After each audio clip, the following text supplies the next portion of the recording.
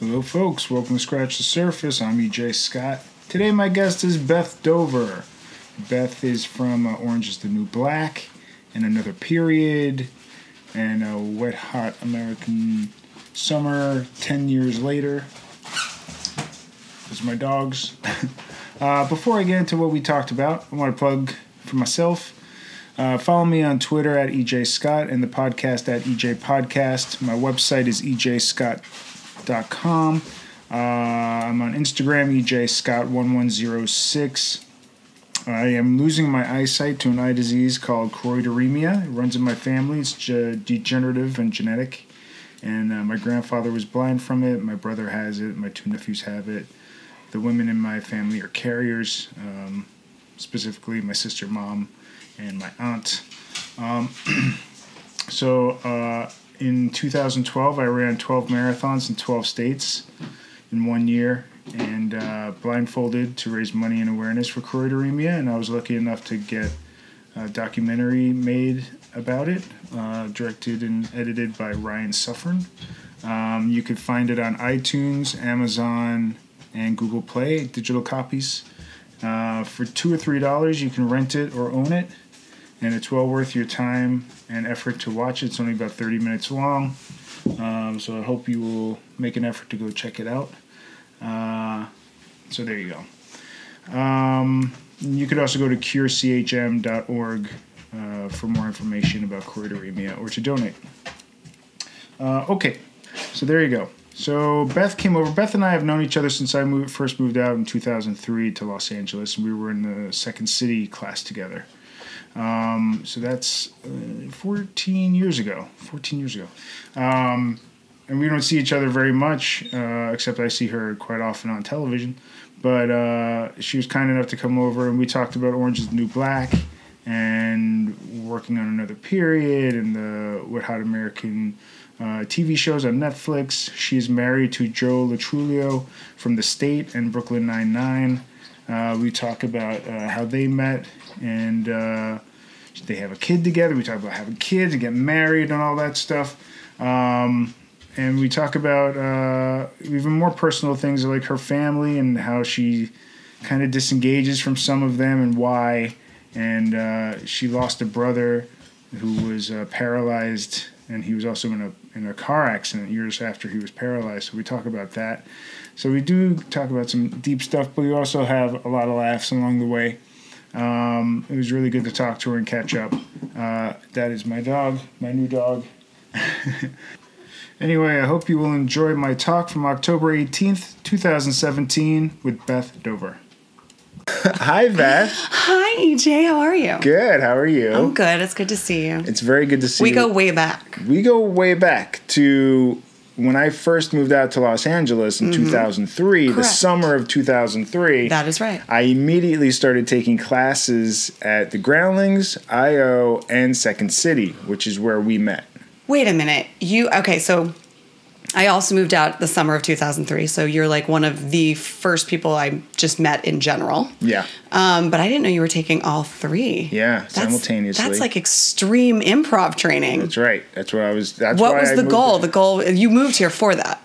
Mostly. I had done improv in New York, and then I loved it, but I took like a break because I was from acting in general because I was working on Long Island and just trying to figure out my life and save money. And I was like, the happiest I've been in my life was doing improv. Yeah. So, and I had just read the SNL book by Tom Shales, Live from New York. Yep. And they all talked about improv, and I was like, "Fuck, I gotta do more improv." So it was either Chicago or L.A., and I chose L.A. And then you did Chicago. And then I did Chicago. Yeah, 5 I years remember. later. 5 years later, I did Chicago. But I moved out, so I just started. All right, I'm here. Let's just do it. I'm just gonna start signing up for classes, and I was doing like 4 days a week of improv classes. I love it. Wow. Yeah. I was not. I was doing 1 day a week. Yeah. But I was into it. Yeah. It was fun. I went back and forth to like what was my favorite, because I wasn't crazy about long form at first, but then long form was my favorite. Right. That's all I wanted to do was long form.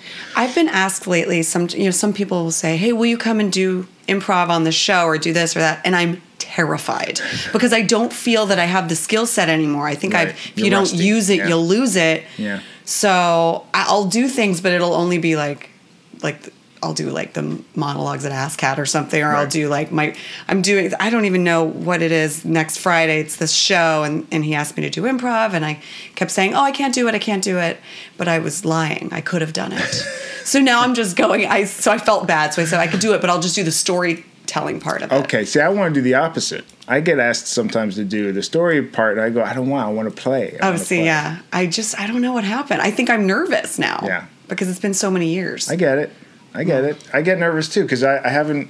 It's been a few months now for me to even do a show. Yeah. And there's a show that I have an open invitation on, and I haven't done it because I'm like nervous, and it's also funny how quickly you feel rusty I know. when it comes to that. But I anyway. I hate it. I loved improv though, and it was so when you started at Second City, I started. I don't know if we were in. I started like there were pre-classes. Do you remember there were like Yeah, A level, B level, that Yeah. kind of stuff. I bypassed that because I was already acting, so I Okay. was already an actor. So we met probably in level 1. We did meet in level 1. Was that Tom Booker? Yeah. Yeah, Tom Booker's class. Oh, We Tom met. Booker. I love Tom Booker. He's awesome. Yeah, he's a I good think dude. he gave me my first professional job, not in life, but when I had moved to LA. Mm-hmm. It was like one of the first things I did. I guess his friend was producing some hidden camera show, and he recommended me, and I booked it. Oh, that's cool. Yeah, it was great. So Tom Booker. Tom Booker. He's He's good in dude. Austin now. I know. He's got his own theater. I know, that's so great. So it's really cool. He's the best. I performed at his theater 5 years ago. In Austin? Mm-hmm. How was it? Fun. It was a fun time. Him, Irene White, and myself did a improv show. It was a lot of fun. That's cool. Yeah, it was really cool. So you haven't improvised in a while. Your husband, is he an improviser? Well, I mean, he's similar to me, gets asked to do it. Yeah. No, he's not. He's not. He's never studied or... No, I mean, he went to film school at NYU, and he really wanted to be a director and a filmmaker. He wanted to make horror films, which is kind of still what he wants to do. But then he met all those state guys, and they started this sketch group, and that kind of... his path kind of went a different direction, and he got into comedy and all that. Yeah, I'm well aware of the state. Yeah, no, I know. As a comedy nerd, we all know the state, you know what I mean? That's so funny. Joe LoTruglio? Yes, the G is silent. Joe LoTruglio. LoTruglio. I like his name, Joe Lo. Joe Lo. Everybody He hates it. I mean, everyone calls him it, and I'm like, Joe, it's a Joe Lo. sign of affection. They like you. He's like, I don't like it. But everyone keeps calling him Joe Lo. That's funny. It just rolls off the tongue. It's Joe kind Lo. of, it's cool. Yeah. I mean, if he was going to be a rapper or something, that Yeah. could be his name. I remember picking him up from the airport early on in our dating life, and I had a sign that said J-Lo. And he laughed and thought it was fun because in my head I was like, look how hilarious I am, how adorable. But looking back, he probably hated it. Yeah, probably. And just was seething inside. Yeah, probably. Oh, And well. then you married him. And then I married him, so, we'll deal with that later in therapy. So I only lasted a couple of levels at Second City. And then because my goal wasn't to do sketch comedy. Right. So I was like, well, you guys are headed more into sketch stuff, and I'm really into improv right now, and especially long form. So I stopped doing the classes there. And then I took years off, and then we randomly were in another class together at IO or or at a UCB maybe. You and I? Yeah. Oh wow! Who do you remember the teacher? No. Because I did take UCB classes. I know. I had Andy Daly, I had Owen Burke, I had Donna Fineglass. Yep, Was it that one? Mm-hmm. Okay. Yeah. Oh, that's so funny. Yeah. You're right. And then she had a car that her mother had that had 100,000 miles on it. Uh-huh. And Joe was moving to Los Angeles, and she sold Joe this 1998 Camry, from her mother, which he then drove forever, including when he was on Brooklyn Nine-Nine. I was like, Joe, you're on a network TV show. You need to get a non-Flintstone car. This car, but he was like a point of pride for him. He loved it. So yeah. That's so funny. Yeah. I forgot about that. I've taken a lot of classes. I forget people that are in the classes. I hear you. Only a few stick out. I don't remember that class really that much, other than the car situation and the fact that you were in it. I remember Jen Kirkman was in that class. She was? Yep. And Eddie Pence. I remember those two specifically. Okay. Susie? Susie Barrett? Uh-huh. Okay. I forget. Susie Barrett, yeah. Got that too. And I remember Donna was gone like half the time, so Danielle Schneider filled in half the time. Maybe that was not the class. Oh, I think we're talking about two different classes now that I'm really? thinking about it. Yeah. It doesn't matter, guys. It doesn't matter. Just now you convinced me. No, but we were in a class. We were in a UC, but I don't think it was that one. I don't think it was that one. Okay. I could be wrong. I don't know. That's a long time ago. Memories are fading. I'm getting older. I had a baby. My brain doesn't work anymore. I'm an idiot. So. How's your baby? He's cute. How old is he? He's 19 months old. 19 months. His name is Eli, and he's running around like a crazy maniac, and he's awesome. Who named him? I did, in a way. I mean, okay. Joe's last name is LoTruglio, so I thought I needed to get a little Jew in there, a little bit of my side.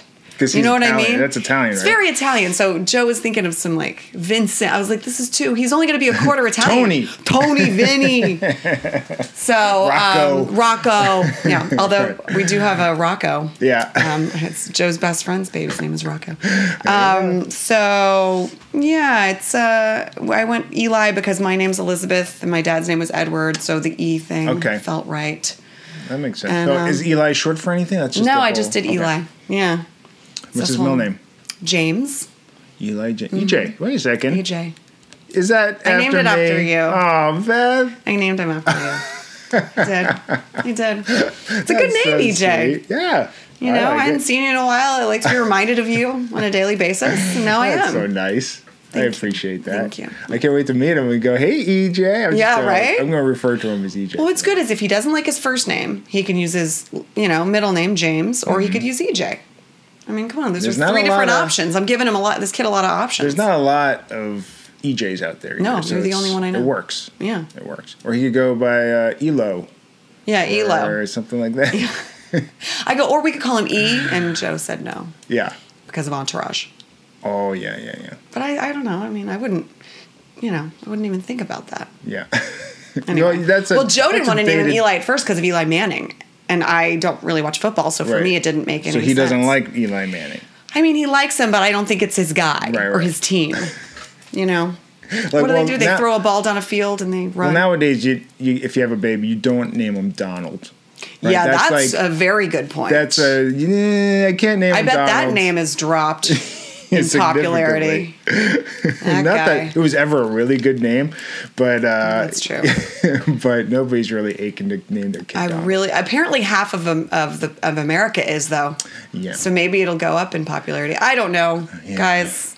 Right. The world is crazy. I wake up every day enraged. Yeah, me too. I'm like, what? Me too. Is this a nightmare? No, this is reality. Me too. It's reality. Do you you have kind of a big family, right? I do. Both my parents were married 3 times each, so I have a lot of like. He came in, right? Yeah, he came in. Okay. Thank you. That's really interesting. I was listening to some of that on another podcast. Mm-hmm. 3 times each.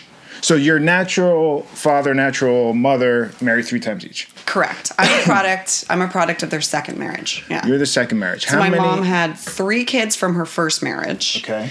And then I'm a product of her second marriage, and then she was too old on the third marriage to have any more children. But my stepdad had 3 kids from his first marriage, and my stepmom had 3 kids from her first marriage, but I'm an only child by my mom and my dad. And what about your natural dad? How many more kids did he have? Only child by my dad. Just you? Just me. I'm the only one. That's easier to keep track of on that side. Yeah, it's easier. It's definitely easier. So, so you have how many half-step I had 2 half-brothers and 1 half-sister, much older than me. My half-brother passed away about 10 years ago, right when I met you, actually, right around that time, maybe like 6 months after I met you. And then, and then I don't really see them that much. They're a little, they've had some difficulties. Well, I was listening to one of the podcasts, and you were talking a little bit about some of it. Oh, was I? Yeah, okay. And you, like somebody was in jail. Yep. Somebody was in rehab. Yep. I don't know if all that is still true. That was a few years ago, probably. They are both out. One is working at a zoo, which is really great. I think he's doing well. I don't really talk to him. And one is living at my mom's house, my sister, and I think she's doing well. So happy for both of them. I think Good. that's great. We're not super close. I don't really see them very much, but Are you close to any of your siblings? I would be closer to my step siblings than my actual siblings, I would say, but we don't get to see each other very much, unfortunately. You know, we all we're very spread out. Yeah, so, and I'm, you know, younger than a lot of them. So yeah, and your brother went to jail for drug stuff. Yes, he did. Yes, and your sister, I guess, had drug stuff issues as well. Correct. Yeah. Are they sober? I mean, yeah. They're. I think They both went to a place. I feel like I'm speaking out of turn, but I don't think they're going to listen to this podcast. Probably so not. This is going to be great. Yeah, I think they both went to a kind of Jesus-y place called the Foundry, which kind of rehabilitates you, and you know. Okay. And I think it worked, which is good because I think they struggled for many years.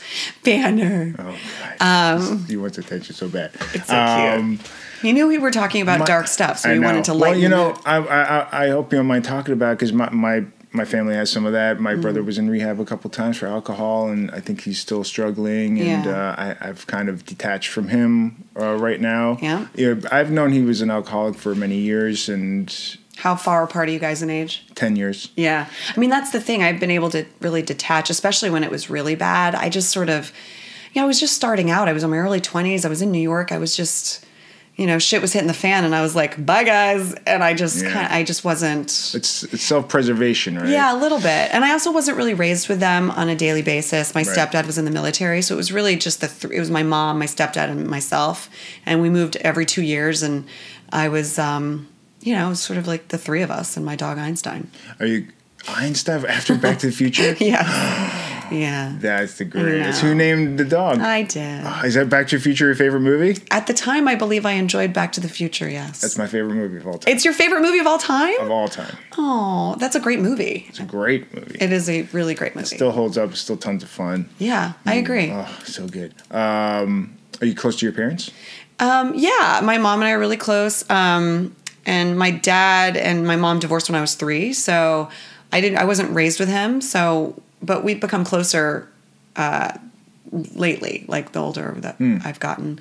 My mom and I having the baby, I think I was having some difficulty with politics, and they're like Trump supporters and stuff like that. So that's my been whole family. Yeah, I know. So you get it. You the struggle. The struggle is real. I've detached from like all of them. Yeah, I can't do it because I love them and they're so great in so many other ways. I think I'm a little bit stressed out because this is the first time I'm going to Alabama for Thanksgiving, and there's there's a very large family out there whom I love, most everyone obviously, but there's some political discord. And so I think the great equalizer is going to be the babies. There's a bunch of new babies, one of which is mine. So we're just going to have babies and hopefully talk about the babies and not about the garbage pile that is our president. Does that stress you out, even just thinking about doing holidays? Like I skipped out on the holidays last year. I'm incredibly stressed out about it because I don't enjoy traveling with a baby. Right. And he's so super physical right now.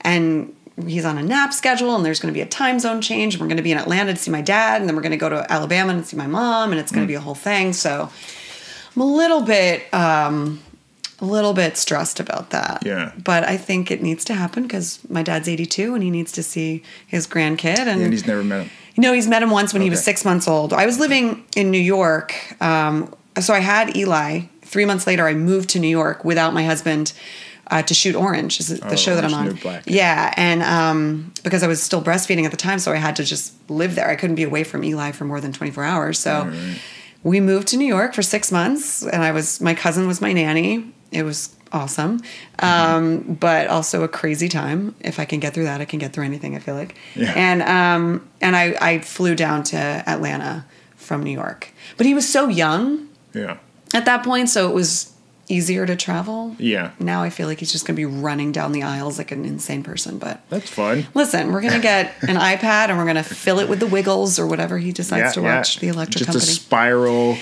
Yeah. Just a spiral that goes round and round. Yeah. When you had your kid, were you worried as an actress? Do you get worried about like, well, should I have a child? Should I not? Was it planned? No, it wasn't. No. Surprise! Hello. We went on a vacation. Gotcha. And you know how it goes. Romantic, One thing had a led to margarita.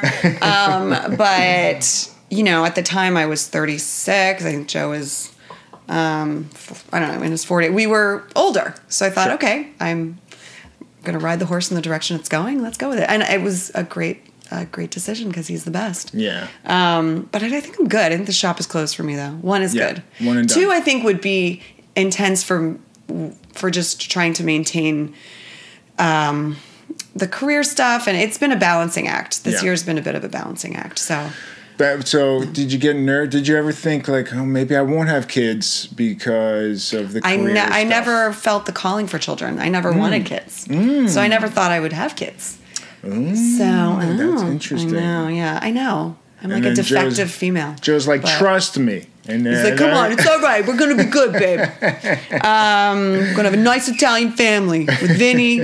No, I think we just kind of, he was excited. And I was sort of in denial a little bit. I was wearing a lot of blazers and I was like, I'm not pregnant. What? No, nothing's happening. What? So, and I didn't show till I was 7 months pregnant. So I was shooting Orange and I didn't tell Orange. You didn't show till you were 7 months? That's weird. Is that unusual? That sounds unusual. I think it is unusual. Why is that? So it kept me in denial even longer. Was it a tiny baby? No, it was I don't know, maybe my sweet abs. My 12-pack. Your 12-pack? No, I think just, I don't know why. But, I mean, the costume people knew.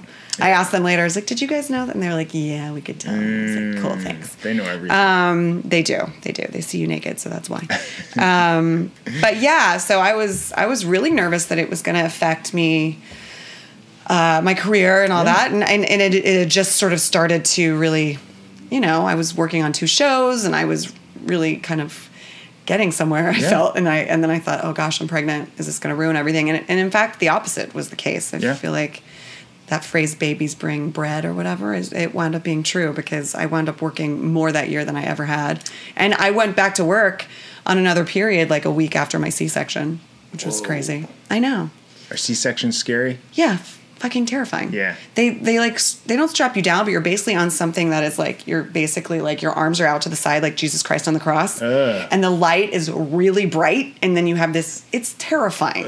It's horrible. Why'd you have to get a C-section? Because my baby was 2 weeks late, and he never dropped. And he's like, I like it. And I was like, so can I just like go for like a month later? I was reading all these like businesses being, not business being born. I was seeing the Business of Being Born documentary. I was reading Ina May's Guide to Childbirth. I thought I was going to have this really natural childbirth, but I didn't because he never came. So I like it. He liked it in there. My doctor was like, yeah, you could have gone 52 weeks and he never would have. Really? I would have been one of those people who died in childbirth, probably. Oh, God. Yeah. Oh. But it really wasn't that bad. I mean, you get the C-section. It's like 5 minutes. They take that baby out. Really? And you're like, in and out. It's in and out. But it's brutal for like 4 days after that. Yeah, because you're sore, right? Oh, yeah. Oh, it's horrible. Oh, no, really? If you're pregnant, everything's fine. Everything's going to be great. It's really not that bad. My aunt had a C-section. Yeah. And it's just on your bikini line or something? Yeah, like right below it. I can still wear a bikini. No one would ever know. Yeah, that's good. And I wear a bikini every day, so just around. You're in a bikini right now. I'm currently in a bikini. You look great. Because I'm not going to let this C-section stop me. I can wear what I want. I'm in a bikini to support you. Thank you. You look really good in this. Thanks. It's nice, like sparkly. And I have scars all over though. Yeah, so that's the more scars you have, I think the smaller the bikini should be. Yeah. So one and done. Do you want kids? I do. Do you want like multiple children? I'd be good. I'd be good with 2. 2's good. Replace yourself. Yeah, I think 2's good. Deborah is on the fence. I think mostly career. She's very career minded and oriented. You know, but I think adoption could be in the cards. Yeah. So we'll see. We'll see about that. We are about to adopt 2 rescue pups from Puerto Rico. Oh, that's wonderful. I love how you just really added the accent. You know why I did that? Donald Trump. Yes, he did it the other day. I was like, boy, that is so condescending. Oh, he is the worst. It's literally the worst. I don't even know what more to say about it. He's just the worst person I've ever seen in my entire life. Even that stuff with the fallen soldier in Niger, and you heard about that, right? And he talked to his widow and said, well, you knew what he was signing up for, but it still hurts. Ew. And I'm like, what? And then apparently he didn't even know the fallen soldier's name. Oh, God. When he talked to her. Because she gets off the phone and she goes, he didn't even know his name. Like, unbelievable. He's unbelievable. He's unbelievable. Emma, you guys must go crazy on the Orange is the New Black set, right? Oh, yeah. Well, what's cool about that is we were shooting... in November when he was elected. I think he came in. I think so. Yeah, go ahead. He might still be out there. I don't know. Is he? He'll scratch. No, he didn't scratch. Oh, he won't scratch? Oh, maybe he didn't. Usually, if I close the door, he'll appear. Okay. I'll sleep it up. I don't know. I really don't know. Another podcast about Banner. Jesus. I love Banner, though. I just love him. You were saying, yeah. We just talk about Banner on the set of Orange is full of activist, rad women. Yeah. So being around that is great because we were marching. We did, Women's March in Washington. Yeah. We were marching down the streets of New York. They're just great. It's a great group of women to be surrounded by when you feel like the world is crumbling around you. Yeah. So it's great. I love being on the show for that reason. Yeah, it makes me so angry to talk about Trump, but I love talking about it though. Makes me so I almost need to take a nap sometimes. Oh, yeah. I don't even know how. I'm exhausted at this point. Yeah. It's not even 1 year. It's not even a year, and it feels like a million years. And when people have a fight or flight response to things, mm-hmm. I think I have I initially want to fight, and then I need to go to sleep. Yeah. I have PTSD or something. Yeah, because it's so overwhelming. It's overwhelming all the time. It's traumatizing all the time. It's traumatizing all the time, and it's infuriating because you don't know. The people who are disagreeing with you, you're like, what? How can you look at this man and think he's okay? Really? You're going to defend him? How? How are you defending him? He still has a 37% approval rating, which means a third of the country is still this dude. Yeah, I don't know. It's upsetting on a lot of levels. And it's upsetting because I feel like I'm an idiot because I've been in a bubble and I thought we were progressing as a country. But I was incorrect. No. Michael Moore called it. He called it last year. He's like, Donald Trump is probably going to win. Yeah, well, he was right. And he was right. And everybody was like, no. He was on Bill Maher and he said it. And everybody's like, no. And Bill Maher's like, really? No way. No one believed it. Nobody believed it. Even as right. The map was just in front of us, just red, red, red. I was just like, no, this can't be. This isn't. Symbol of blood. It was. The red is blood. It's symbolic. Yeah, really. Right, Oh, well. Yeah. Have you been talking about this in the past few podcasts, just since November, basically? For 2 years. Yeah. I've been talking about it. And is everyone basically feeling the same way? Yeah. Everyone's just like, I'm exhausted. I feel traumatized. And then Harvey Weinstein. It just feels like everything is just crazy. The Weinstein and stuff. Upsetting. Have you had problems? I know harassment? Yeah, every woman has. Yeah. I mean, I'm literally thinking to myself, I forgot that I probably got roofied in college. I remember. You did? Oh, yeah. But I had forgotten about that. I really had forgotten about it. And I'd forgotten that a guy masturbated in front of me in a car. Oh, my God. Just totally forgot. I was just like, oh, yeah, this fucking guy. Ew, gross. And I, walk away. But now it's bringing back memories of oh yeah, I'm on the subway and a guy rams his junk into the back of my, and you just don't, you forget as a woman, it's just part of your daily life in a way that you just are whatever. But seeing all these women say me too, it's been really impactful to read, but also triggering in a way, but also really important and great, I think, for all of us to realize we've all been affected and for men to realize all these women have been affected by this, and our industry needs to step up, and I think finally we are. The hashtag Me Too was started by Alyssa Milano. Mm-hmm. For that purpose, is to show all these Yeah. women that have spoken out. Yeah. The roofie thing. So what happened with the roofies thing? I don't know for sure. Okay. But there was a guy, I remember like some party, and I maybe had one drink or two, which at that time I was 19. I was drinking a lot more than one or two drinks. Right. And I got so drunk off of one drink, or maybe it was two. Right. And all I remember is being in the back of this guy's truck in front of a grocery store, and then being in his apartment puking everywhere. I mean, I don't think it worked out for him because I was just completely ill. So like nothing ultimately happened, but I didn't drink enough to warrant what occurred. Did you process that the following day? And I did. I said, I think this guy roofied me, and then I didn't hang out with him again. Yeah. But he was in one of my classes. Did he try to hook up with you again? Yeah, I think he tried to, like, hey, let's hang out, or you want to go to this party? And I was just like, no, I'm good. But I didn't, like, pursue it. I mean, I'm 18 years old. Yeah. You know, I was just like. Was it in college? Yeah, college. What college did you go to? University of Florida. Go Gators. Florida. Yeah, I know. I lived in Florida for a few years. You did? Sarasota. Okay. I went to art school there. Okay. Oslo? Ringling School of Art and Design. Yeah, okay. Yeah, I did some like short film there at FSU Oslo something or other. They had the Sarasota film department. Mm-hmm. Maybe. It's probably after I left. Yeah, I was in Tampa, Brandon, Tampa area. And I went to high school there, and I went to college in Gainesville. I tried starting my acting career in Florida because I was going to college, and that wasn't working out. And I always wanted to be an actor. Yeah. Well, not always. I shouldn't say that. But I was too shy. Right. You know, I was too shy to be an actor. Yeah. But I thought about it a lot, and I took an acting class, a terrible acting class, an hour away. I forget where it was. It was far away. Mm-hmm. It was just horrible. I went like 2 times. And I was like, this is stupid. I don't know what I'm doing. Who was the acting teacher? Oh, I don't even remember. Nobody good. Yeah, I mean, I did a lot of stuff in Florida as a kid because they had Nickelodeon there. So my mom would let me skip school and drive to Orlando and audition. So I was in that show, Welcome Freshmen. Right. My favorite show.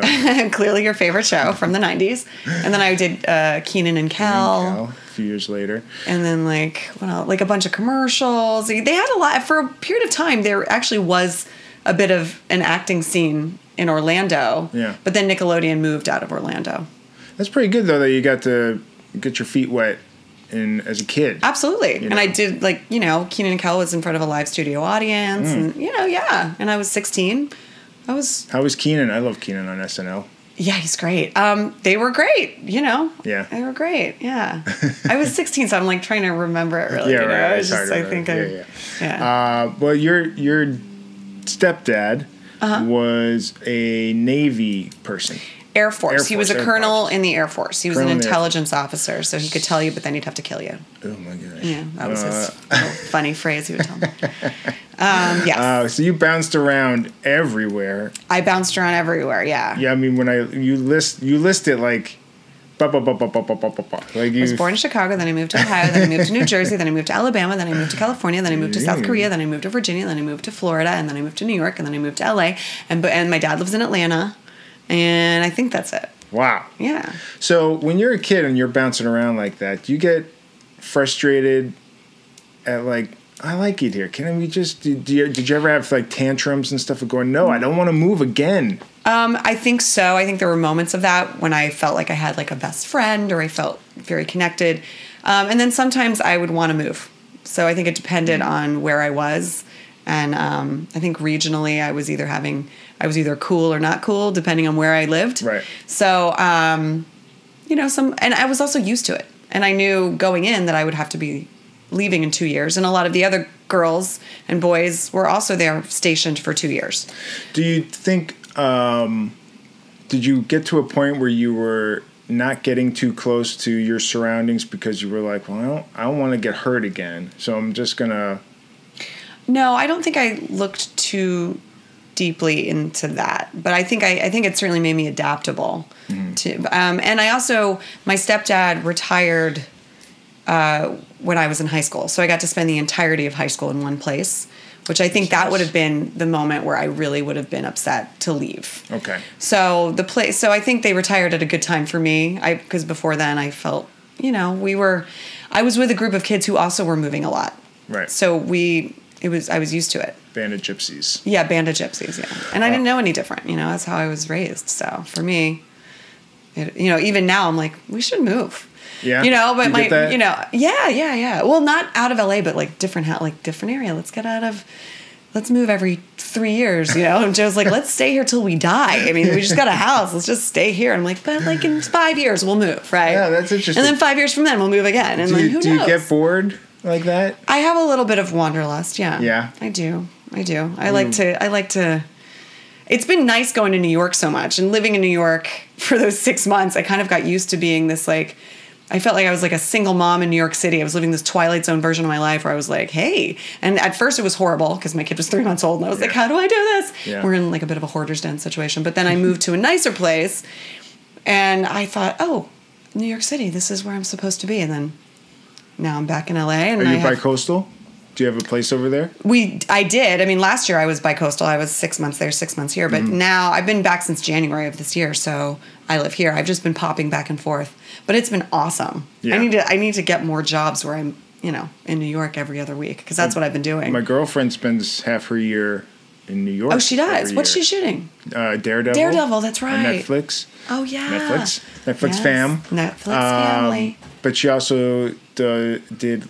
This past year, she did The Punisher and The Defenders, and so she was there for 6 months doing those shows. Do you end up going out there? For the last couple of years, I've lived out there. We almost did this podcast. Oh, that's right. That's right, because we were both out there. Yeah. So I was like, oh, that'd be funny if we did it out there. But it's I don't remember what happened, scheduling or something. But I was the baby. I was having difficulty leaving the house at certain times. So she's filming a movie right now in South Africa. But from there, she's going straight to New York to do season 3 of Daredevil. Right. Wow. So she's not going to be here for a while. But I'm not going to live out there again. One, because, well, a bunch of reasons. Family stuff. And I think, because you're from Long Island. Yeah. So, you could actually hang with your family a little bit. Yeah. But you've been disconnected because of Trump? Is that what it is? Many reasons. Many reasons. Trump is kind of the last straw. But, so I'm going to stay out here, and also these new puppies. Oh, that's right. So we're going to have 2 new puppies here. So what do you do with Banner when you go to New York? Did Banner can come with me on the plane. Oh, see, that's great. Yeah, but now you got 2 more puppies. Yeah, I can't get all 3 on the plane. From Puerto Rico, that's so cool. Yeah. I'm so glad you did that. Yeah, they're so cute. But what are you going to do? Because, being an actor and all that kind of stuff, there is travel. You just got to get a good, person to stay here and watch the dogs. Well, exactly. We have a good boarder here. We bring Banner to her place, and he's stayed with her. He loves it there, and she loves him. But yeah, the biggest problem is Deborah's traveling. I myself don't travel for work or anything like that. But yeah, the new pups are throwing a wrench into the system. Yeah, I'll say that's going to be a lot of doggies. Yeah, and she's so bummed out because she wants to be here for these new pups and stuff, and she's not going to be here for a while. She's not going to see them for a while. Now, how have you found it? I mean, for us, every 3 weeks, because Joe was shooting Brooklyn Nine-Nine while I was shooting Orange, so every 3 weeks he would come out for a week. And Brooklyn shoots in L.A.? It shoots in L.A. at CBS Bradford. Okay. I know. Okay. It's strange, but... that's funny. But it's definitely so difficult. So you go 3 weeks, and that's your cutoff is 3 weeks? Well, he would get a hiatus week. And we had just had the baby, so he really wanted to see the baby, too. Oh, of course. So every 3 weeks, he'd come out for a week. But I didn't want to travel back to L.A. that much. Yeah, not with the baby. I just stayed in that makes sense. But Deb and I, we did long distance when I was in Chicago for 3 years. So we're kind of... you're kind of used to it. We're kind of used to long distance. Now it's been 5 weeks since I've seen her. Oh, my gosh. And it'll be another few more weeks till I see her. But, it sucks. Yeah. It sucks. It's hard. It's hard. But we are at the point of if it comes to that, we just go, well, we know how that works. I mean, that is part of it. You're acting and all that kind of stuff. We've been together almost 10 years. That's amazing. It'll be 10 years in December. And you and Joe have been together since... We've been together, it'll 13? be 14 years in March. Yeah, a long time. Yeah, you were there right at the beginning of us dating. I'd like to think I had something to do with it. I think you got us together. Yeah, 10 years, that's amazing. How long were you guys dating till he popped the question? 10 years. Was it really? Is that true? Yeah, we weren't going to get married or have kids. And so then he proposed to me in Japan on a vacation that we were taking with a group of friends. We decided to go to Kyoto, and they went to we went to Osaka, they went to Kyoto. And we were in this tiny little room, and it was January 1st, which is a holy day, and so everything's closed. Right. And we had this horrible travel day. My stomach hurt, and I was like, ugh, my stomach hurts. And he's like, let's get some wine. And I was like, okay, I'm going to lay down here. So he goes to like the Japanese equivalent of the 7-Eleven and gets some really crappy sake and brings it up. And I'm laying down. I'm like, ugh, like, I mean, honestly, it was so not romantic, but I think the ring was sort of burning a hole in his pocket. And so he was like, well, get up and give me a hug. And I was like, okay. He sounds very creepy. It's the worst proposal. I mean, he's like, we should just embrace how horrible this proposal is. And once again, we had decided not to get married. So when I was like, okay, I'll give you a hug. And so I hug him, and he gets down on one knee, to which I kind of recoil in fear. And he brings out the ring. And at this point, I think I had blacked out, fight or flight response. Remember, I'm a flyer. So I'm like narcoleptic, basically. I'm like, goodbye. And he said that I basically got up on the bed in this tiny hotel room and like climbed the walls, like basically. You saw a rat. Yeah, essentially. So, but I said yes immediately. And then we talked it out for a couple of hours. And I was like, I think I need to take a nap. He's like, it's 2:00 in the afternoon. I'm like, I just need to go to sleep. So then we... went out to dinner that night, but nothing was open except for this one place where you cook your own food in a tiny room. And there was, I remember this so vividly because I was already freaked out that I was going to get married and do this thing I never wanted to do. Right. Because once again, both my parents have been married 3 times each. So to me, marriage equated death. Yeah. So they put us in this box of a room, closed the door, where you cook your own oily food. And then there's like a fondue kind of vibe. Okay. And there was like this aquarium behind him. And I remember... the waiter wouldn't come in unless you pressed a button. So it was just us in a tiny box of a room. What a weird place. It was the worst experience. I mean, it was so awful. It was awful. But then the next night we went out to a better kind of, hey, we're around humans everywhere. And we can like talk about this. Yeah. And we said, I said, let's talk about things that we can't stand about each other.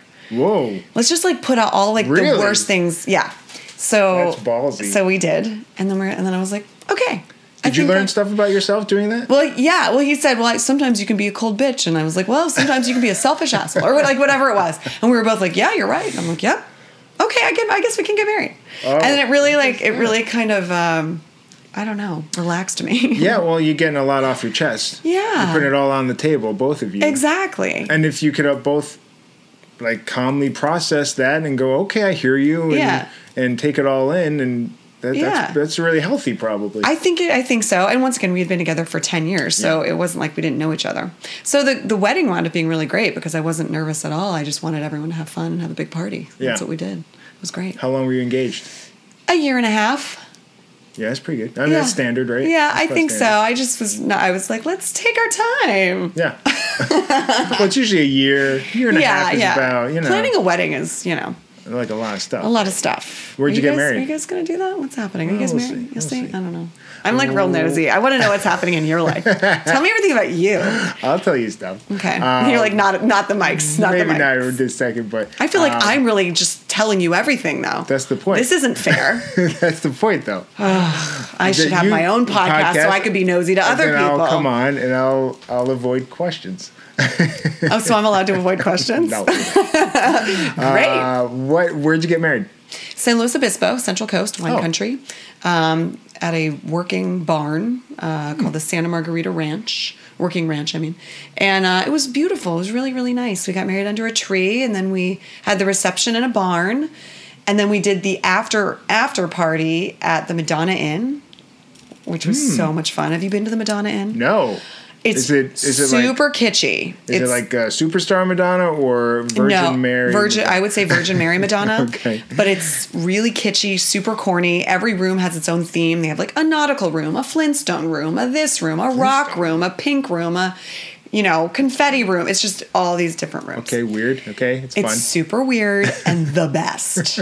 It's really, really great. I highly recommend it. I've known about it for years. Oh, really? But when we found the place that we wanted to get married, it was, 20 minutes away. And I was like, oh my God, that's where everyone's going to stay. And that's where we're going to have the party. And we karaoke a lot. So You're a karaokeer. Yeah. I've never karaokeed. Oh my God, come with. Let's do it. I've never done it. It's the best. I've always been nervous about it. It's cathartic. And I don't know. I think I get stuck on the song. I don't know what my song choice would be. I think the key is to get one of those private rooms where it's just you and your friends. And it doesn't matter if you mess up the song because who cares? It's just your friends, right? Yeah. It's not like you're, brass monkey and you're singing to a bunch of strangers. And then you can just take a bunch of risks because there's only 6 or 7 of you in a room. So you can put in whatever. If it doesn't work out, you hit delete and you do something else. Yeah. It's super fun. Let's go. I do. If you invite me, maybe I'll go. You'd be into like 90s hip hop? No, I'm a grunger. Okay, but I don't know if Nirvana. I don't know if I would choose that though. I don't know. Sing a little Black Hole Sun. Maybe. Do like, you know what I mean? Possibly. We can figure it out. We can figure something out. I'll throw in some songs for you. I feel like I can. Maybe some Tiny Dancer. Everybody loves the Tiny Dancer in karaoke, Dancer. right? That's a big, absolutely. That's a big one. Could do some classic 70s rock. That's always a crowd. Some Neil Diamond. Neil Diamond. Throw a little Ambrosia. What do you like singing? What's your go? Do you have a go-to? I like Salt and Pepper's None of Your Business. I'll do a little Indy Ree's video. I like 90s country, like Dina Carter's Strawberry Wine, maybe. Okay. Or, sometimes it'll just be theme nights. Like we had when Prince died, we did like a Prince nights. It was just all Prince songs. So I have a lot of different songs. Yeah. Ambrosia, Joe and I, speaking of the wedding, our song was Biggest Part of Me, you know that song? So you can sing some. You're a karaoke, or you can sing it. Wait, how's it go, though? There's a new sun rising. I could see it in your eyes. Oh, yeah, okay. Okay, so... You have a nice voice. Oh, thanks. That's I don't. Nice. I have a good karaoke voice. Not an actual voice. But, no, we would start which I always felt like the first dance is so stupid. Like, so awkward. And just people are just watching you dance. Right. Like, who cares? Dance. Yeah. It almost feels like Eyes Wide Shut. Yeah, you're just like, it's just like hundreds of people watching you two dance. Like, anyone cares. But you have to do it because it's tradition. So we started that, but we decided to... they think that we're doing a dance, but ultimately we went and sang. We did a little karaoke in front of everyone instead. Oh, that's fun. It was fun. That's fun. Yeah. How many people did you have? 220. That's pretty big. Yeah. That sounds pretty big. It was a big wedding, but it was Did you good. have like your family there too? Yeah, my family was there. I didn't invite everyone, but I invited the people I wanted there. Okay. It was great. It was super fun wedding. Do you get nervous? Do people get offended if you don't invite them? Did you ever hear? No, anything? I don't think so. I think everyone who wasn't invited knew they weren't offended that they weren't invited. Yeah. Yeah. These days, I just try to get out of weddings. See, I'm the opposite because I feel like at our age, people don't go out dancing anymore, and I feel that maybe... But you have a kid, right? You're like, get me out of this house. Yeah, I want to go out and like drink and dance, So now weddings are that for me. That excuse. Yeah. I see. That makes sense. So I enjoy a wedding. I don't dance. I'm not a dancer. Yeah. I'm not a dancer. Well, I don't go out clubbing. Like, I don't want to go to a club to dance. Did you ever do that? Did you ever go to like... I mean, I used to bartend in a nightclub, but I never actually... Did you bartend when we met? Yeah. You were bartending then, right? I bartended up until like 6 years ago because I was afraid to quit. I was just afraid. Where'd you when we met? Where did I ever visit you bartending? Maybe. I mean, I worked. So when I first moved here, I worked at a place called the Forbidden City, which was a nightclub on Hollywood and Vine. It's now called, maybe it's called like the Social Club now. I don't know. Yeah, I think Fred Cross was there at some point. Yeah. You might have gone. Because it's so close to all that area. I could have just dropped by or something. Oh, yeah. I don't remember. But I bartended there and I cocktail waitress there. And then I worked across the street at a place called Basque. I worked at the Wood Ranch Barbecue and Grill. A lot of Grove. places. I worked at and then finally I worked at the Magic Castle for 6 years. You as a bartender. did? Yeah, I did. I did. Get out of here. Yeah. I went to the Magic Castle, when did I go? A few years ago. I guess it was probably after you were done there. Probably. How'd you like doing the Magic Castle? It was great. What an interesting place. I was sick of bartending in a nightclub scene. Yeah. So I went to this other scene, which was magicians. Yeah. After I left, I needed to take a break from magic. I didn't want to see anyone's magic tricks. So some guy tried to hit on you going, pick a card, right? Like, did you get a lot of that? Yeah. I did get a lot of people wanting to show me their magic tricks. I don't think they were hitting on me. I think they just really were into magic. Okay. But there were some of that. There was some of that. Yeah, man. Ugh. Yeah, being a female bartender, I feel bad for. Yeah, it's well, I didn't enjoy being a waiter because you're not in the power position. At least as a bartender, if someone's being a jerk to you, which ultimately they will be, you can just not serve them drinks or ignore them. You know what I mean? Yeah. Which I like. Yeah, it must be horrible. I want to make sure. Sometimes he jumps in the pool and then he walks in the house. But he seems dry. Okay, good. I wanted to be a bartender because I was like, well, I'm going to be an actor. And it is a good job. It is a good job for that. Yeah. But I was terrible at it, so it never happened. I was good at it, and I don't know why. I lied and said I had work. I was like, yeah, I bartended in New York. I mean, I waited tables in New York, but I never really bartended. Yeah. But I drank, so I knew what color the drinks should be. So if someone ordered a Mai Tai, I was like, it should be vaguely browny pink. I could probably figure something out. I'll throw some rums and juices in there. They won't know the difference. You did it. I did. Now I knew. Perfect. I know how to make drinks. What was your first? So how did you meet Joe?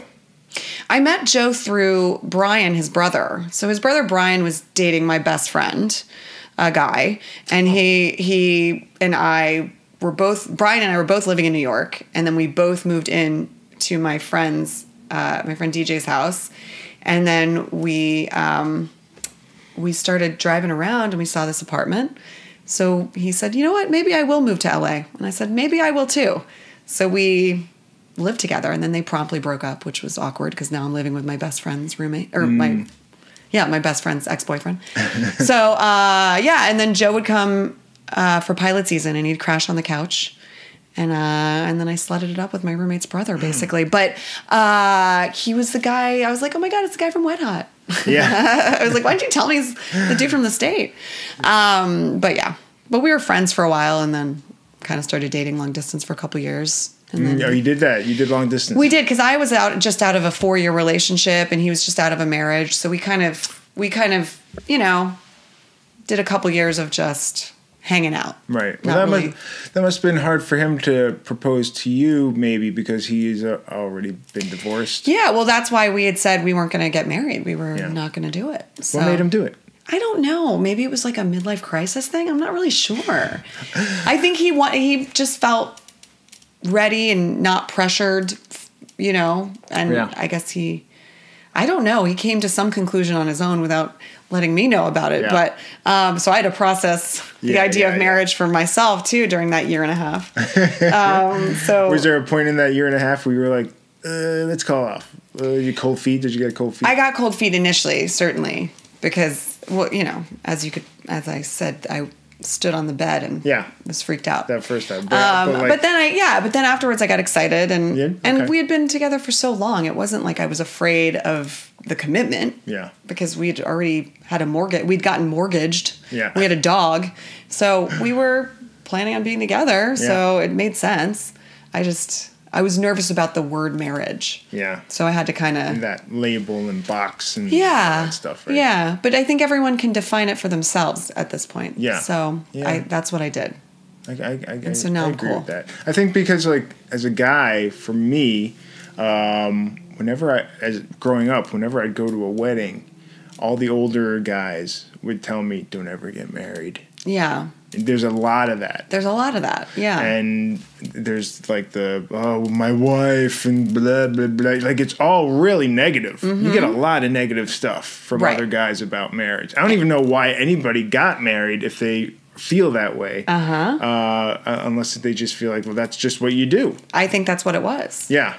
I mean, I remember asking my mom. I mean, my parents, a lot of them knew each other. I think my mom and my dad, all three of them knew all of their significant others for like 3 or 4 months before asking them to get married. And I'm thinking to myself, how do you guys even know each other after 3 or 4 months? But I think that's just what they did back then. I think generationally, it just might be different. I had Mark Evan Jackson on yesterday. Oh, he's great. He's great, and he's like that though. He was dating his wife, now wife, for 4 months, and they got engaged. I mean, sometimes maybe. And also, I think some people don't have the hang-ups that perhaps I did with marriage. I think some people, that's what they want. And so if you know that that's what you want and you meet a person who you guys share the same goals in life and you love each other and you just do it. So I get that. I mean, I think it's great if people want to get married. It was just, for me, I needed to kind of process it a little bit more. Yeah, I get that. Yeah. By the way, did I tell you that you have water there? No. I put water. Oh, there's a water there for you. Thank you. I'm going to drink it. I almost knocked it over. I know. I almost knocked it over. I almost knocked it. I apologize for... I know. Do I sound really... I know my voice is a little bit raspy. You know what happened? What? So I've been going to New York. Karaokeing. Yeah, I have been karaokeing. But I've also been going to New York and kind of sucking the marrow out of life in New York because I don't have my kid with me. I don't have any responsibilities. I'm in a hotel room. Right. And so I end up going out with my friends and we go out, we get drunk. And then I've smoked a few cigarettes in these past. Oh. Like a week ago. And I think I'm allergic to cigarettes. I should not smoke. And I don't smoke. I never really have. I mean, I did in my early 20s, but just because we all did, I guess. Yeah. And, but I've been I know, but it's so enjoyable in the moment, you know? Well, I smoked for 15 years. You did? Oh, so you get it. Yeah. When I met you, I was smoking. Yeah. Oh, that's right. But I mean, I get it, but I also get that it's like the worst thing it's terrible. in the world. But that's why my voice is raspy because I'm like, what am I doing? And if you're a karaoke singer, you should not be smoking. I know. And I'm a professional karaoke singer, as you know. So I know. It's dumb of me to do. But if smoking was good for you, I think I'd take it back up. But it is not good for you. No, it is the opposite of good. The opposite. It's like Trump is the opposite of a good president. That's correct. That's correct. He's the smoking of presidency. He's the smoking of presidency. Do you get caught in conversations with people that voted for him or are trying to give him a break and stuff like that? Yeah, I mean, I talked to my mom and my stepdad about it, but What are the reasons they give for... Oh, God. Do they see... There's so much emotion behind it between both my mom and myself. We both get very sensitive and immediately get personal with it. So I try not to talk to them about it because I think it would affect our relationship in a negative way. But I do stand up. I say things like, we obviously disagree on this point. Here's why.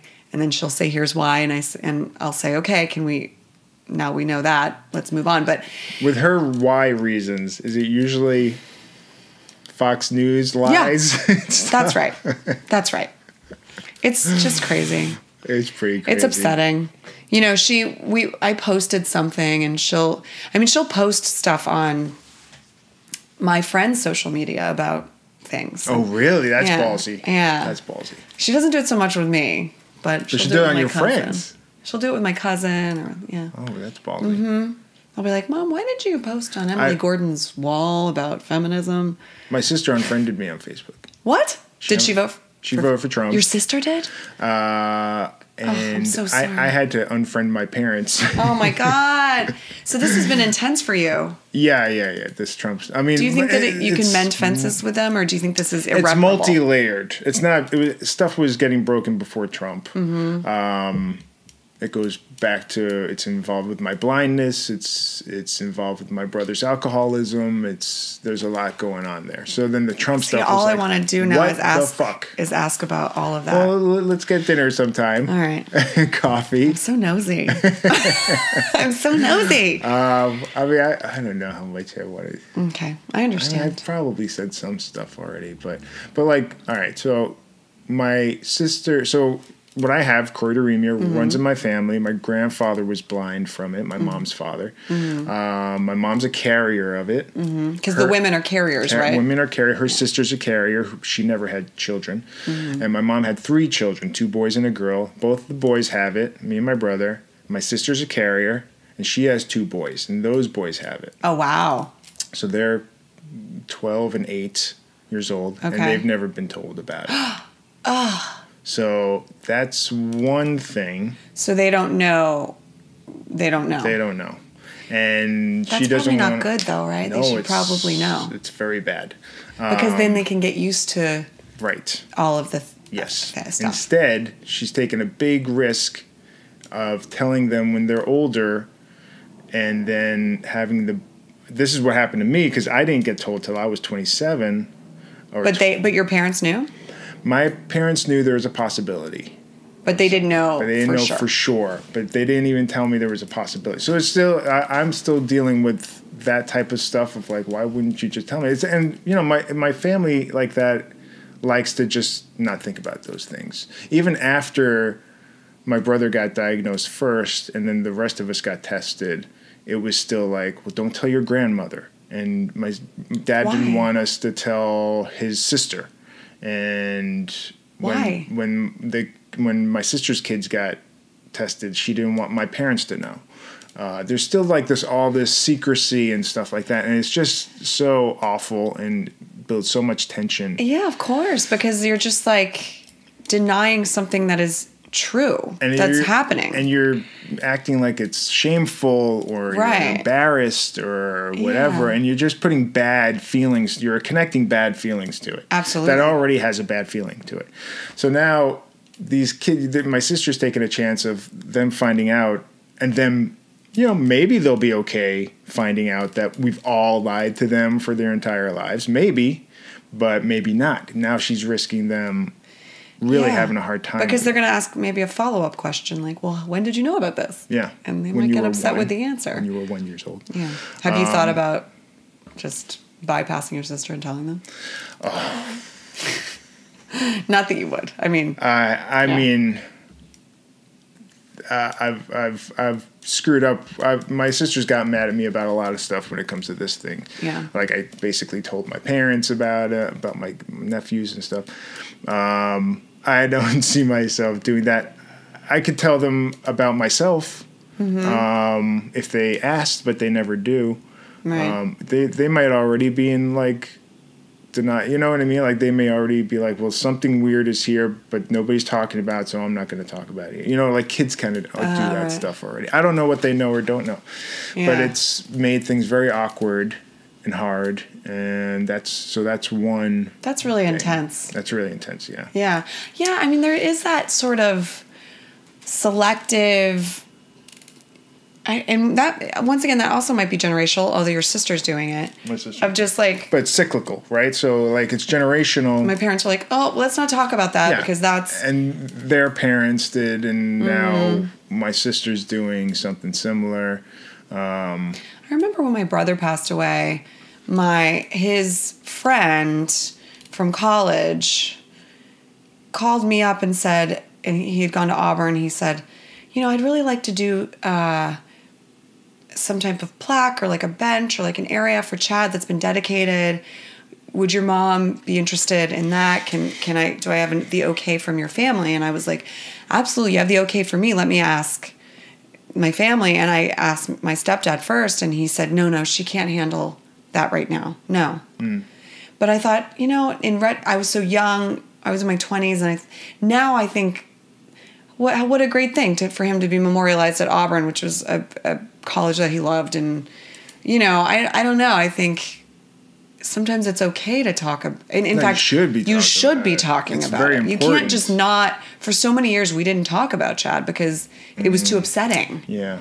But like that person's memory is erased then. Yeah. And they wouldn't have wanted that, and we don't want that. No. And it's like the elephant in the room. And why? It just adds tension to everything. Yeah, absolutely. And that's shifted a little bit. My mom has started telling stories about him a little bit and stuff like that, which is really great.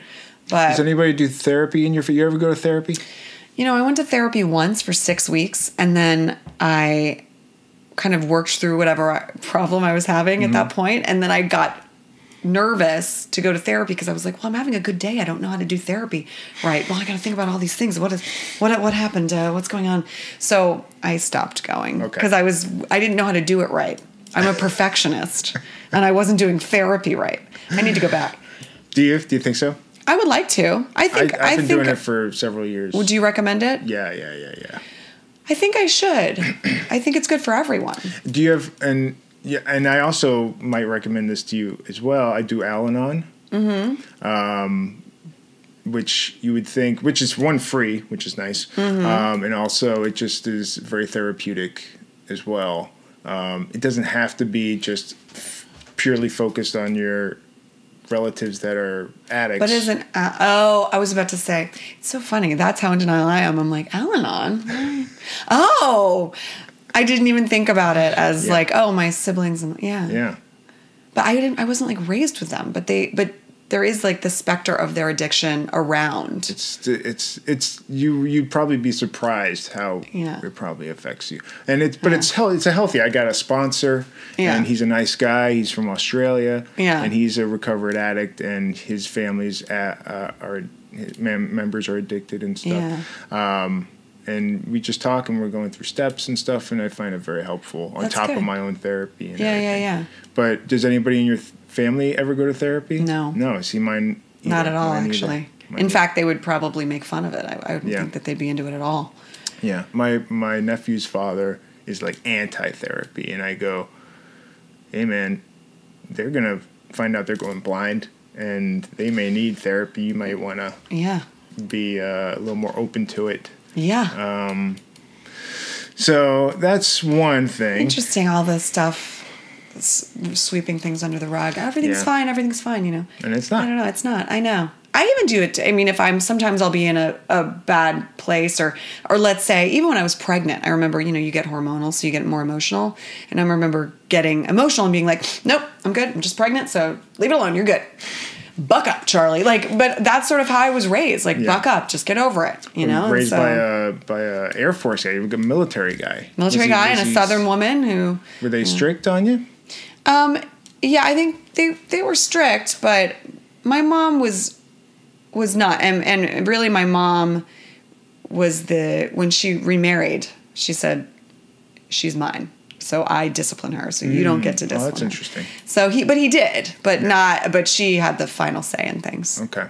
She was cool. I mean, my mom was great. As long as I was a pretty good girl. So as long as I did well in school, I'd say, hey, Mom, some of my friends are skipping school.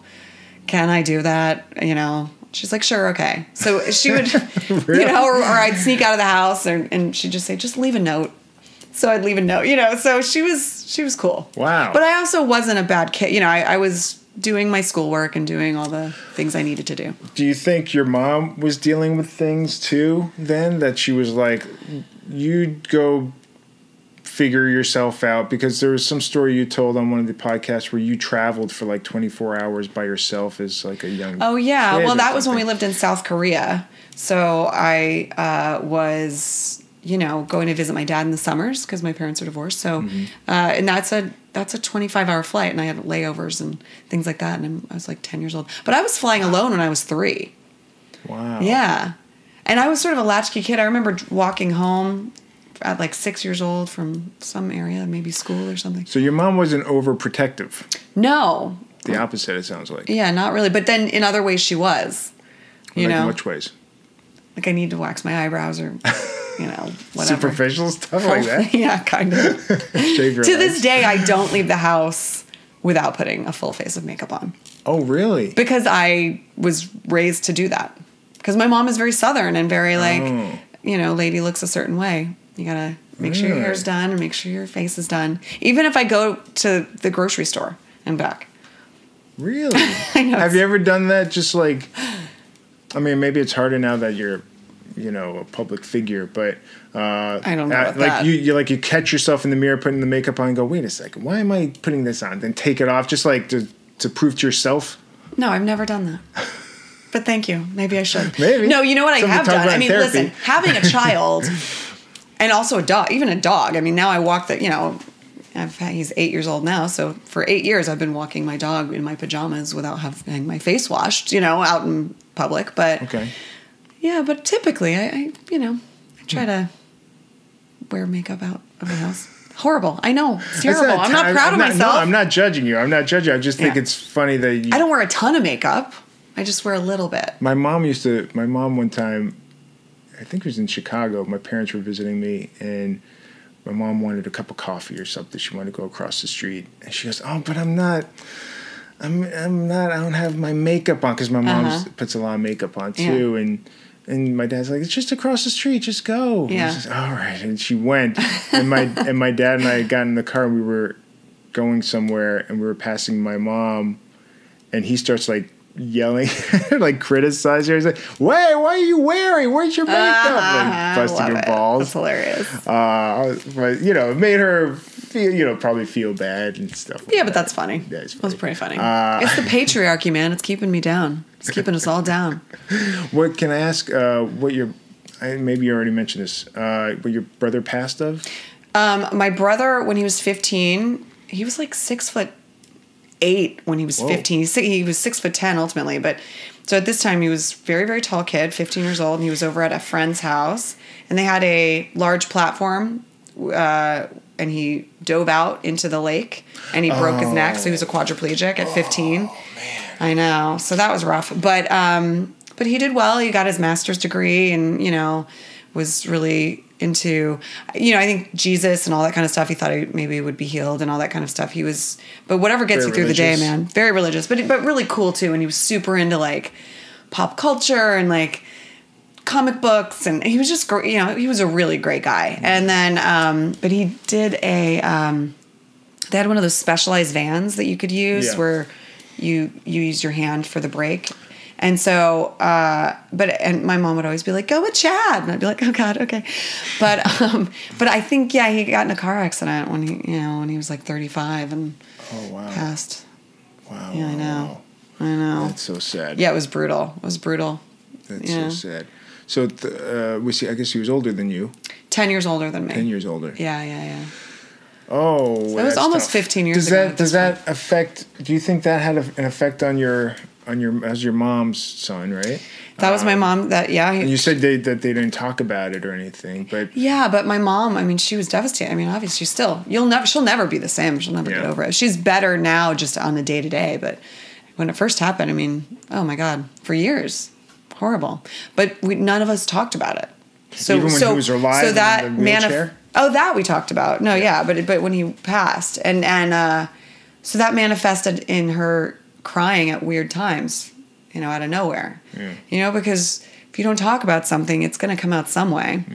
Yeah. Grief and is... she's not doing therapy and stuff like that. And no. I've told my mom several times she should do therapy. Yeah. Several times. I think it's probably helpful to a lot of people, but... Yeah.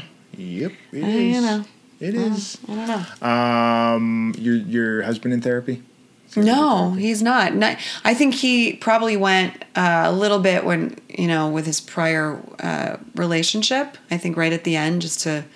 Okay, like couples counseling? Yeah, but that's it. Yeah, we're both like not therapy people. How long was he married for? 5 years. 5 years. Yeah. Was that like a high school sweetheart or something? No. I think they were together when in New York, right after the state. They got together and they were... together for like 5 years. I really don't know a ton about like the ins and outs of everything, but I think it was probably a rough time for him post state because he wasn't working much at that point, and I think that apartment was like a 350 square foot apartment that he lived in, and it was just like probably a bad time, struggling time for everyone. So I love the state people because they're everywhere. Yeah, they are. They make tons of, Reno 911 and Wet Hot American Summer.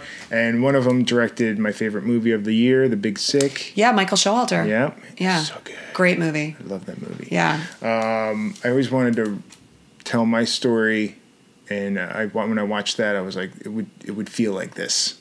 Yeah. Like the tone of it and everything. Yeah. Absolutely. But that's such a good movie. It's a great movie. And they're all working in this industry. Yeah. They're helping each other. Brooklyn Nine-Nine and... Yeah, they're everywhere. It's great. It's amazing to have that kind of support, and they all still want to work with each other, and they have they're like family basically at this point. Have they ever talked about a reunion?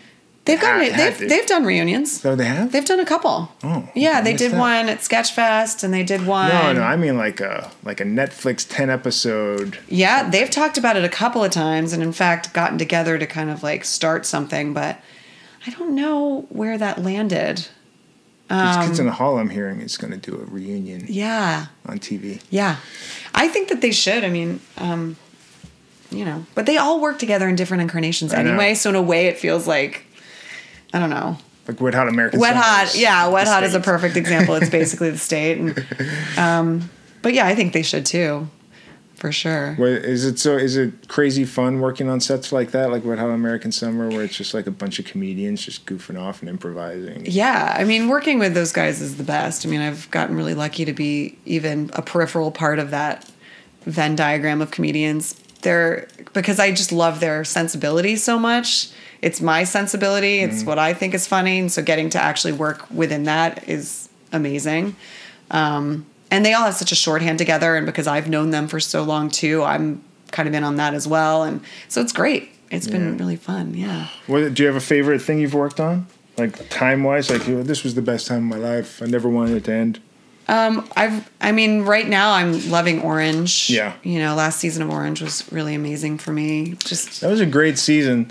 We'll talk about Orange. That was a great season because I was a couple episodes into it and I'm going, because the whole thing took place in 2 days or 3 something? days. 3 yeah. days. Uh-huh. During the riots of the jail. Yeah. And a couple episodes in, I go, I hope they do the whole season like this. Because I didn't know. know.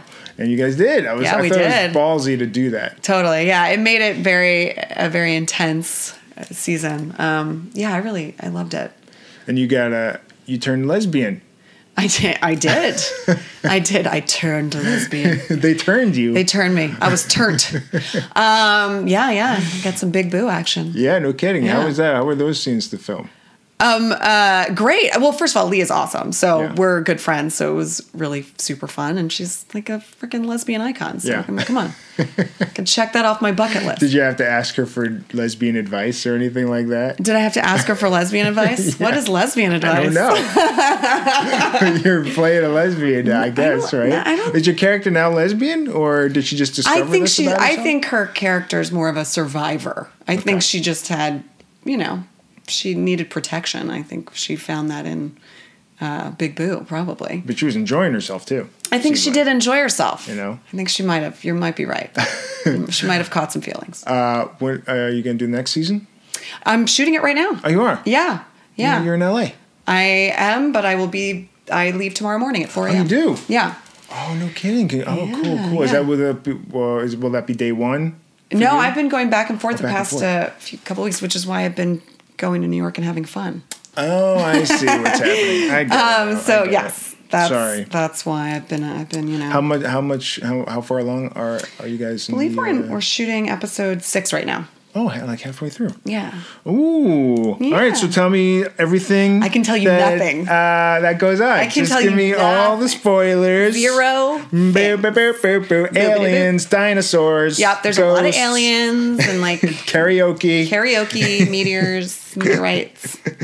Okay. Let me ask you a few questiones. Ask away. So you moved everywhere. Where did you like living the most? Did you like South Korea? That's so interesting. I loved South Korea. How'd you get along in South Korea? Like, you don't speak we were on Did you base. pick up Korean? I can say hello, goodbye, thank you, I love you, and I can sing the Korean national anthem. That's all you need, I guess. 안녕하세요, 안녕히 계세요, 많이 많이 사랑합니다. Oh. 동해물과 백두산이 마르고 닿도록 하느님이 보호하소 우리나라 만세. I could keep Did you say that in karaoke? I should. Do you know what those words mean? Nope. Okay. But we had to every morning do the Pledge of Allegiance and then sing the Korean national anthem. So I still have it in my brain. Wow. I loved it. I mean, we were on base, and then there was this village around the recess, where we would have recess, and we would teach each other curse words through the fence, and then we would go off base. My mom would just let me go off base with the other kids, and we'd. Well, is that tricky? Like, you're like, all right, a new country, I don't know anybody, and now it's another language and another culture. I loved it. Really? That would have been so intimidating. I feel like that would have been so intimidating. I loved it. I loved it. You're just like, what do you got? Yeah. That's a good attitude. Bring it, man. Bring it. Yeah. What's up? It was really fun. I loved it. I really did. Yeah. How quickly did you adapt there?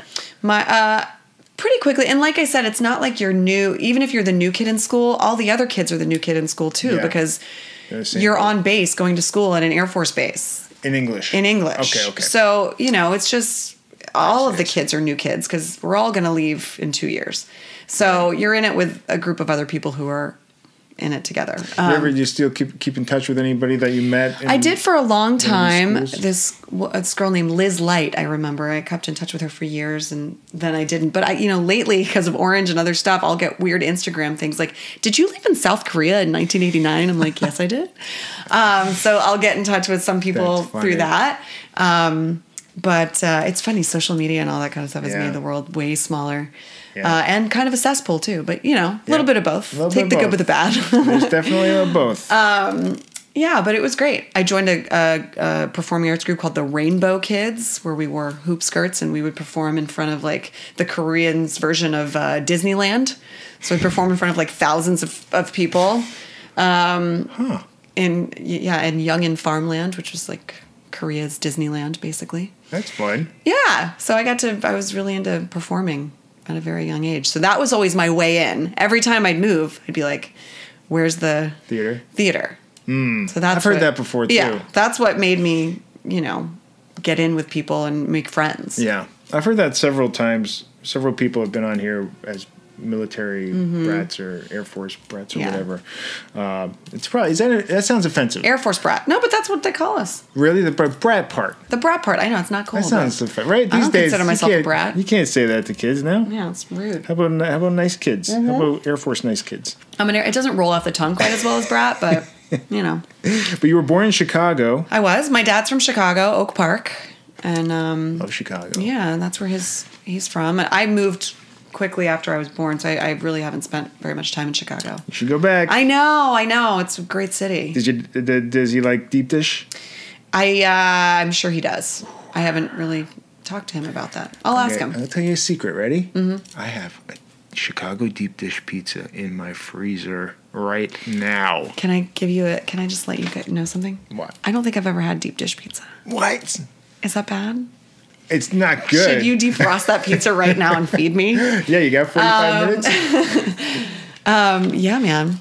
I'm going to try that. I know. Good. I'm going to. I'm going to do it. I ordered. You could order it. Where's the pizza place? Where do I go? I love Lou Malnati's. Lou Malnati. Oh, yeah. That's a big famous one. Yeah. So all right. That's the pizza I have. They will mail it to you. All right. I'm going to do it. I'm going to go home and do it. It's so good. You have an impressive 53 credits on IMDb. That's not that impressive. Come on, I'm impressed. Really? I have one. Get out of here. I have one credit. You're more impressive than I am, Marathon Man. I know, and I only have one credit. That's crazy. That's crazy. No, I am not more impressed. You are. I'm so impressed with you all the time. Well, thank you. That's very It's nice. amazing. Thank you very much. How many marathons have you done? Full, I've done 15 fulls. 15 full marathons. And 8 halves. That's a lot.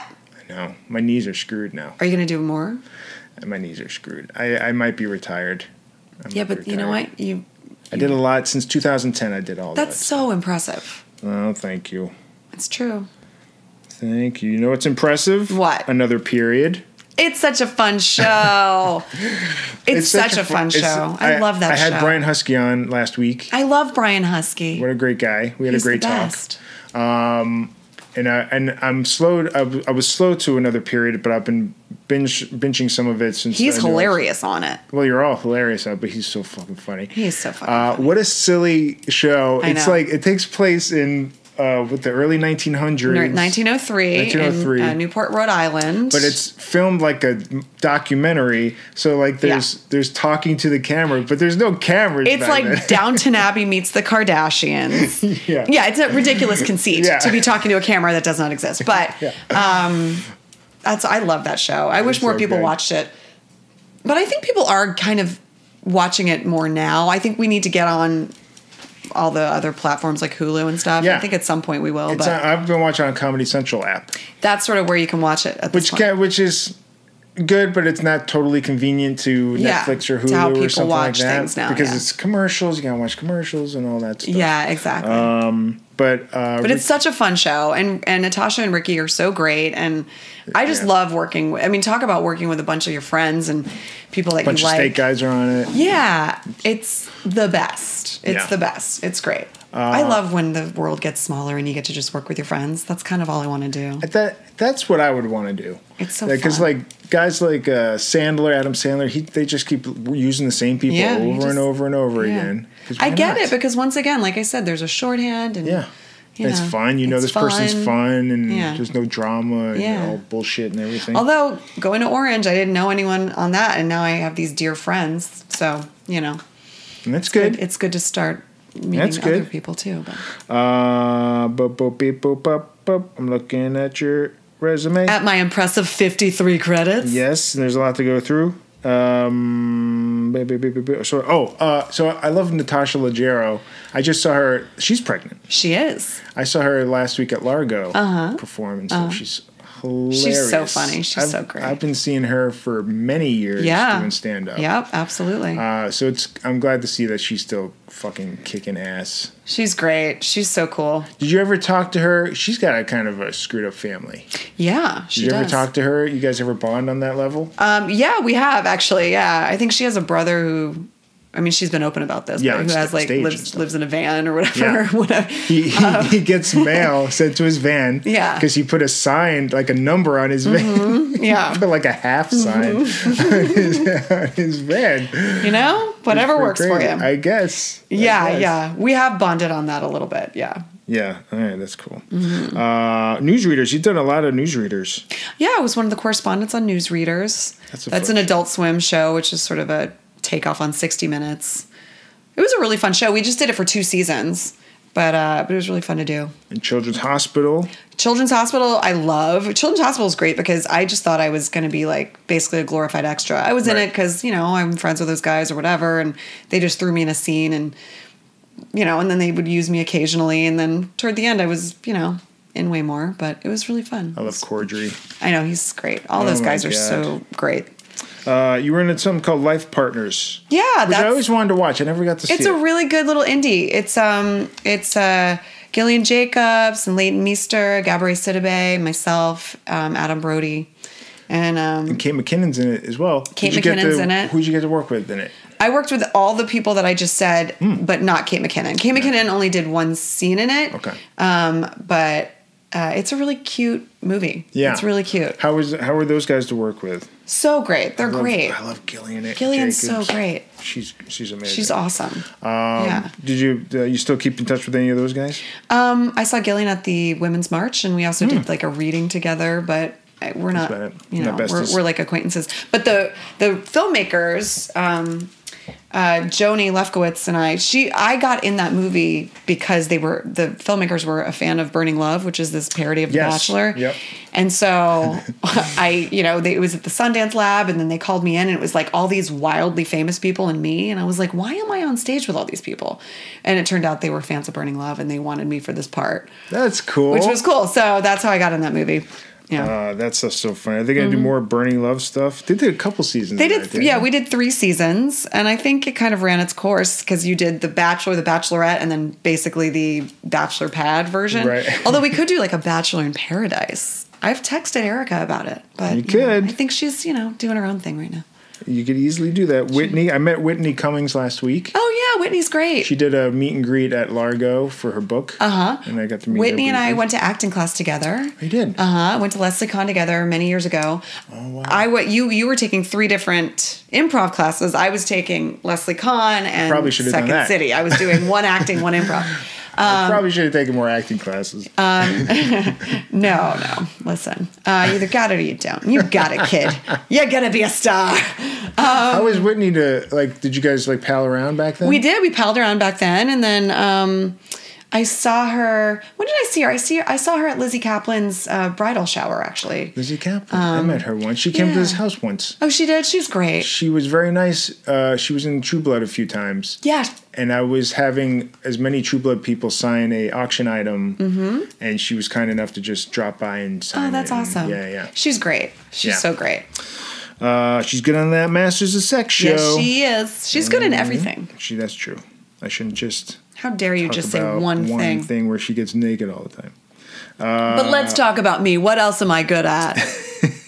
Well, you were in Dads. Oh, yeah, I was. Did you... I forgot about that. Did you work with Seth and Giovanni Ribisi? I did. I did. How were those guys? They were really nice. It was really random because a friend of mine, John Viner, was like either producing it or doing something, and someone fell out at the last minute. So he called me and was like, "Can you do Dads tomorrow?" So I did, so it was in front of the live studio audience, which I hadn't done since I was 16. Oh, wow. So it was kind of odd because I just came and did the bit and left. So it was strange, but everyone was very nice. And you have a Sag Award. I do. That's amazing. I know. It's crazy. I got to go to the Sag Awards once with Deborah. True Blood was nominated for that same category of ensemble. Ensemble, yeah. So we got to go one time. It was a lot of fun. We did not win. It is a blast. I've been twice, once with Joe and once for Orange, and we probably will go. I would assume maybe it'll, knock on wood, maybe it won't be. Brooklyn Nine-Nine. Or Orange might be nominated. Orange, yeah, because there's so many in the ensemble that it a lot of times gets nominated. What if Brooklyn Nine-Nine is up against Orange? Has that happened yet? It has not happened yet, but I bet it could. It could. Yeah. It could happen. We're going to have to Happy funny. We're going to have to fight. No, I don't care about any of that stuff. But it is fun to have an award. I picked one up once. It's so heavy. It's really fucking It's like 45 pounds. It's crazy heavy. What'd you do with it? It's on... Well, I had it in the office. In my office. And then somebody wanted to see it, so I brought it downstairs and I put it on the... and they held it and took a picture with it or whatever. And then I put it on the mantle on top of our fireplace. Okay. And it's kind of stayed there. Okay, that's nice. Which feels a little braggy. I need to go hide it back up in my office, but I don't know. It looks good there. You can get like a standee for it and a spotlight. Yeah, right? Something like that. And just be like, ah! And just that light constant... smoke. Yeah. Exactly.